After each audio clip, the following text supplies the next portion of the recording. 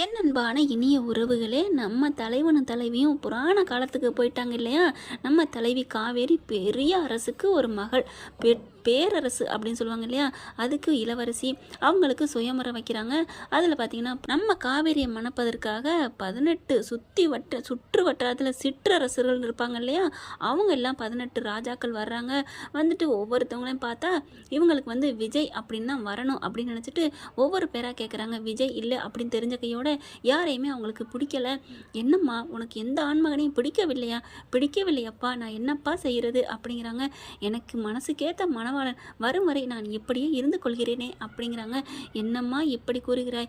உனக்கென்று வயது போய்கொண்டே இருக்கிறதல்லவா அப்படி என்று அவங்க அப்பா கூறுகிறார்கள். உடனே அவங்க காவேரி என்ன பண்ணுகிறார்கள், இல்லையப்பா, எனக்காக ஆண்டவன் படைத்து தான் இருப்பான்.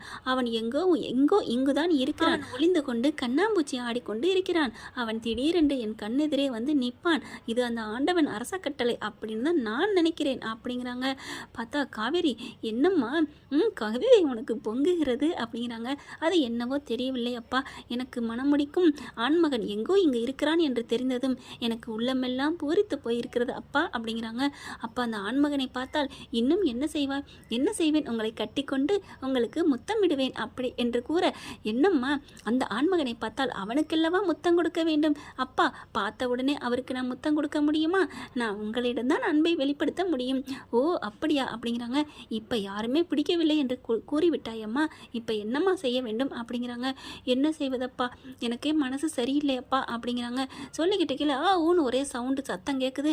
பார்க்குறாங்க, என்னாச்சு என்னாச்சு அப்படின்னு சொல்லல, ஐயோ ஒரு குதிரை இங்கே ஒடியாருது, வேகமாக வருது அப்படிங்கிறாங்க. என்னவென்று பார்த்தா ஒரு அரசனை குதிரையில் வச்சு கொண்டு வந்திருக்காங்க. ஒரு சிற்றரசனோட அவங்களோட சேவகன் குதிரை ஓட்டி அவன் குதிரையை நிப்பாட்டி வச்சுட்டு அங்கே ஒரு வீணை இசை கேட்கவும் அங்கே அப்படியே ரம்யமாக கேட்டுக்கிட்டே அவர் ஒரு இசை விரும்பி அப்படியே அழகாக கண்ணை மூடி கேட்டுக்கிட்டே போகிறாங்களா.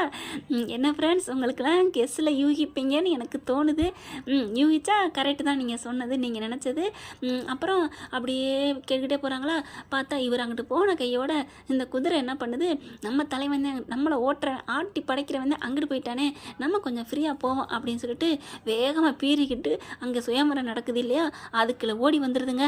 கடவுள் அப்படி இழுத்துட்டு வராங்க குதிரை மூலமாக. அதுதாங்க ஓடி வந்தோன்னா எல்லாரும் அடக்க பார்க்குறாங்க. யாராலையும் அடக்க முடியலை. இங்கிட்டு அங்கிட்டு ஓடுது. டே எங்கடாவே எங்காவே அப்படின்னு சொல்லல, யாரோட குதிரை இது அப்படிங்கல.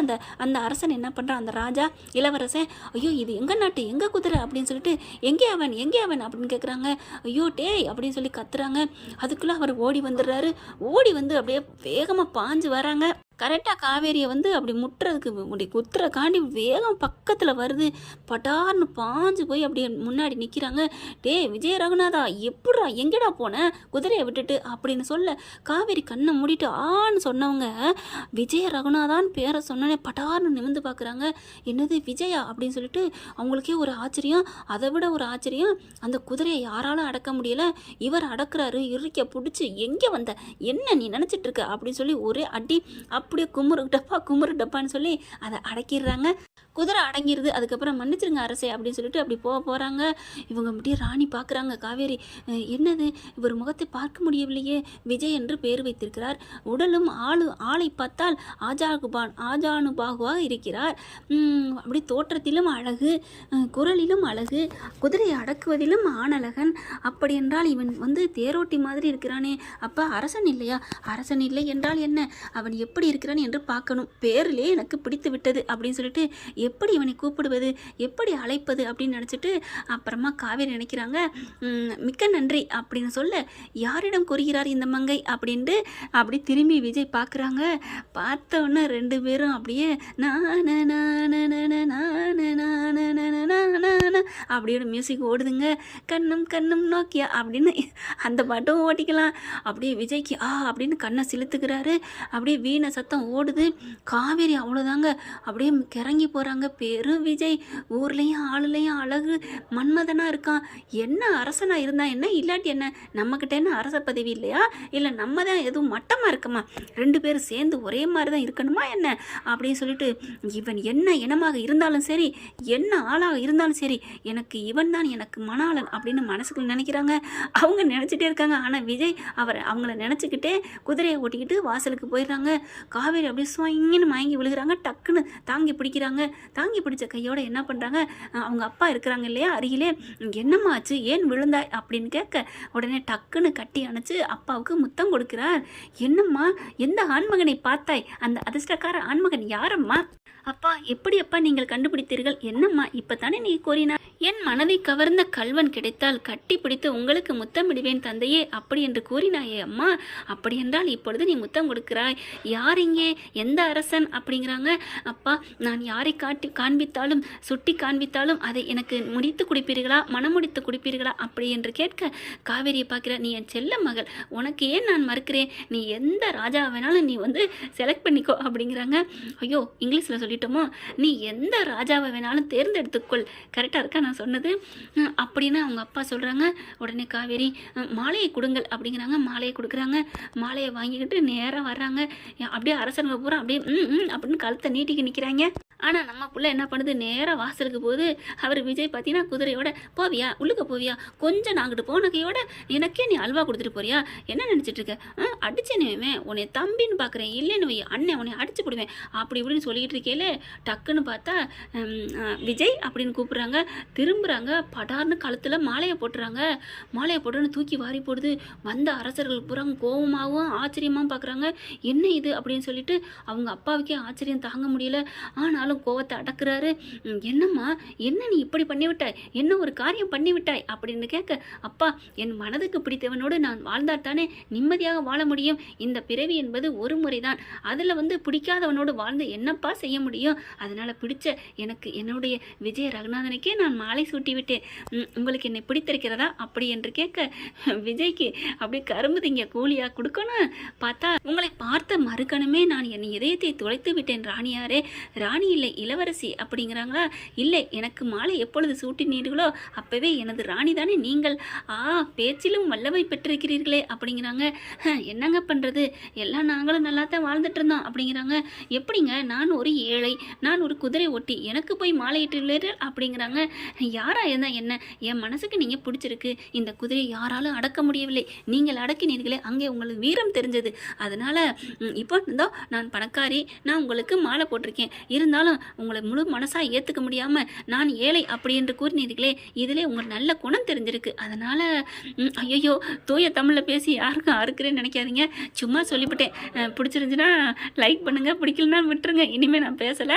அடுத்து பார்த்தா விஜய் என்ன பண்ணுறாங்க, அப்படி காவேரியை வச்சக்கன்னு வாங்க பார்க்குறாங்க. காவேரிக்கு சந்தோஷம் தாங்கலை, நமக்கு பிடிச்ச மனவன் இங்கே கிடச்சிட்டான் அப்படின்னு சொல்லிட்டு. ஆனால் அவங்க அப்பா மட்டும், என்னம்மா காவேரி, இந்த பையன் வேண்டாம்மா, இவன் சரியான ஏழை என்று சொல்லுகிறீர்களா, ஏழையாக இருக்கலாம் ஆனால் கோழையாக இருக்கக்கூடாதுப்பா அப்படிங்கிறாங்க. காதல் வந்துட்டா நீ என்ன வேணாலும் பேசலாம், ஆனால் இதெல்லாம் நடப்புக்கு சரி வராதுமா அப்படிங்கிறாங்க. அந்த 18 சிற்றரசர்களும் என்ன பண்ணுறாங்க, சரியான கோவம் அடைகிறாங்க. அந்த அரசனுக்கு சேவகனா வேலை செய்கிறாங்களே அவர் என்ன பண்ணுறாரு, ஐயா மன்னியுங்கள், எனது குதிரை ஓட்டிக்கு மாலை போட்டு விட்டார், என்னை மன்னித்து கொள்ளுங்கள் அப்படிங்கிறாங்க. சரி கிளம்பு அப்படிங்கிறாங்க. காவேரி இருந்து, அப்பா என்னப்பா அப்படிங்கிறாங்களா. இல்லைம்மா, இது சரிப்பட்டு வராது, அப்பா யாராக இருந்தாலும் சேர்த்து வைக்கிறேன்னு சொன்னீங்களேப்பா அப்படிங்கிறாங்க. இல்லைம்மா, உனக்கு இப்போ இல்லைனாலும் சரி, இன்னும் எத்தனை ராஜாக்கள் நான் உனக்கு வேணுமா நான் கூட்டியாந்து காமிக்கிறேன், உனக்கு பிடிச்ச ஆளை நீ மாலை போடு. அப்பா, நான் ஒரு முறை போட்டு விட்டேன் மாலை, அப்புறம் என்னப்பா அப்படிங்கிறாங்க. அதெல்லாம் முடியாது, நீ வா அப்படின்னு சொல்லிட்டு இழுத்துக்கொண்டே ரூமில் கொண்டே அடைச்சி போட்டுறாங்க. அப்படி பார்த்து விஜய்னு கத்திக்கிட்டே தான் போகிறாங்க. விஜய்க்கு அப்படியே ஒன்றும் சொல்ல முடியல. இங்கே பார், உன் வேலையை கட்டிட்டு உன் மூட்டை முடிச்ச கட்டிட்டு ஓடி போகிற, இங்கே என் பொண்ணை பார்த்தேன், அவன் மாலை போட்டா, நீ தான் எனக்கு இவன் சொல்லிக்கிட்டு நின்னுன்னு வைவேன், மார்க்கை வாங்கிடுவேன் அப்படிங்கிறாங்க. பார்க்குறாங்க. அட பாவீங்களா, கண்ட நிமிஷமே காதல் கரைஞ்சு போச்சே, என்ன பண்ணுறது. ஆனால் அந்த பொண்ணு விஜய்னு கத்திட்டே போகிறது இவங்களோட காதலை ஒழிச்சுக்கிட்டே இருக்குது. என்ன பண்ணலாம், அவரால் தூக்கமே வரலை. அதுக்கப்புறம் அவர் அரசர் வண்டியை எடுப்பா, குதிரையை எடு அப்படிங்கிறாங்க. குதிரையை எடுக்கிறாரு. குதிரையை ஓட்டிக்கிட்டு போகிறாங்க. குதிரை ஓட்டிக்கிட்டு போகல. விஜய்க்கு நினப்பு பூரா காவேரி மேலே இருக்குது. காவேரியை எப்படியாவது பார்க்கணுமே, இப்போ பார்க்க முடியாது, பாவம் அடைச்சி வச்சுட்டாங்களே ஒரு ரூமில் அப்படின்ட்டு, நம்ம நைட்டு பார்த்துடலாம் அப்படின்ட்டு அவங்க போகிறாங்க. இங்கே பாருடா, இந்த மாதிரி அந்த பொண்ணு உனக்கு மாலை காலை போட்டுருச்சு அப்படிலாம் நீ நினைக்காத. அவங்க பெரிய ஆளு, பெரிய இடம். எங்களுக்கே அந்த பொண்ணு கிடைக்குமா அப்படின்னு நாங்கள் நினச்சிக்கிட்டு வந்தோம். எட்டாத கனின்னு நினச்சோம். ஆனால் வேணாண்டா அப்படிங்கிறாங்க. ஆனால் எனக்கு எட்டிருச்சே பாஸ் அப்படிங்கிறாங்க. என்னது பாஸா? இல்லை அரசே, எட்டிருச்சே அரசேன்னு சொல்ல வந்தேன் அப்படிங்கிறாங்க. இங்கே பாரு, வாழை சுட்டிட்டு ஒழுங்காக போயிரு, இல்லைன்னா நீ ஏற்கனவே நிறைய இழந்திருக்க. உங்கள் அம்மா மட்டும்தான் வீட்டில் இருக்குது, ஏதாவது பண்ணிவிடுவாங்க, மரியாதையாக வண்டியை ஓட்டுறா அப்படிங்கிறாங்க. காதல் வந்தவங்களுக்கு தானே தெரியும் அதோட அருமை, வலி, பிரிவு, வேதனை. உங்களுக்கு என்னடா தெரியும் அப்படின்ட்டு போகிறாங்க. ஒரு நிமிஷமாக இருந்தானுங்க, ஒரு வருஷமாக இருந்தானுங்க. காதல் காதல் தானே. ஒரு நிமிஷம் வந்த காதலுக்கு உயிர் இருக்கக்கூடாதா? அவங்களுக்காக துடிக்கக்கூடாதா என்ன? விஜய் சொல்கிறாரு இப்படி நம்மக்கிட்ட. காமெண்ட்ஸில் சொல்லிடுங்க ஃப்ரெண்ட்ஸ், என்னண்டு கரெக்டாக இல்லையாண்டு, விஜய் சொன்னது சரியா தப்பா அப்படின்னு காமெண்ட்ஸில் சொல்லிடுங்க ஃப்ரெண்ட்ஸ். உங்கள் பொண்ணான கையால் அப்புறம் ஒரு லைக்கை போட்டு சப்ஸ்கிரைப் பண்ணுங்கள். Thank you friends.